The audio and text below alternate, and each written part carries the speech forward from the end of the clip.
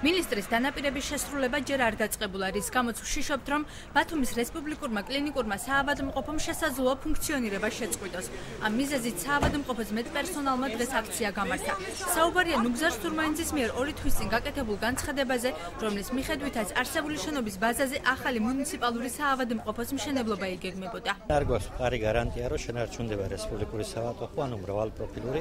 ამიტომ ეს ჩვენი სრულია და ამავე დროს ობიექტური აუცილებლობა ჩვენი მასშტაბის რეგიონს ჭირდება ერთი მრავალპროფილური სასურველია მუნიციპალური საავადმყოფო, რომელიც გაჟღერდა რამოდენიმე თვის წინ შეიძლება აშენებულიყო აქ მუნიციპალური საავადმყოფო, მაგრამ შემდეგ პროცესში შეჩერდა ხოვნა, რომ იქნება მყარი გადაწყვეტილება ან გეგმა წარმოგვიდგინა, რომ აქ აშენდება მრავალპროფილური საავადმყოფო. ექიმების განცხადებით კლინიკების მომრავლებასთან ერთად შეთავაზებებმა იმატა და არაერთი ექიმი შესაძლოა სხვაგან გადავიდეს, რის გამოც ასობით მეტად არჩება უმუშევარი, რადგან უექიმო დარჩენილ კოლექტივს დაშლის საფრთხე კიდევ უფრო დაემუქრება. ცნობილია, რომ რეგიონში იხსნება ჩემი ოჯახის კლინიკა, სადაც ხდება კადრების გადინება.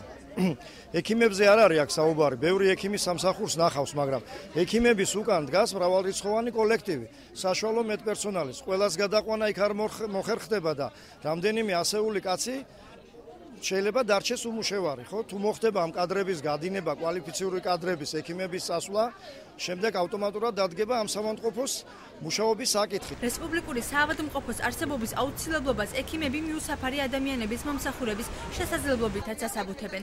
ამიტომ ამჟამინდელი სტატუსით საავადმყოფოს შენარჩუნების გარანტიებთან ერთად დაფინანსებას მოითხოვენ, რადგან ახალი აპარატურით აღჭურვილმა დაწესებულებამ კერძო კლინიკებისთვის კონკურენციის გაწევა შეძლოს. იმის აშენებამდე ბიუჯეტიდან გამოიყოს რაღაცა თანხები, რომ კონკურენტუნარიანი გახდეს ჩვენი არსებული.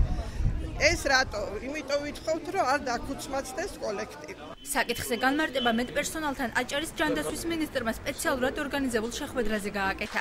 ნუგზარ სურმაინძის ცნობით საავადმყოფო განახლდება და იგი დამატებით ფუნქციასაც შეიძენს. აქ უნდა აშენდეს აჭარაში მრავალპროფილიანი კლინიკური საავადმყოფო, რომელსაც იქნება მუნიციპალური საავადმყოფოს დატვირთვა, ამავე დროს იქნება რეფერალური საავადმყოფო, რომელიც შეძლებს ყველაზე მძიმე პაციენტების მიღებას და ამავე დროს ის იქნება ჩვენი უნივერსიტეტის სამედიცინო ფაკულტეტის სტუდენტებისათვის სასწავლო ბაზა.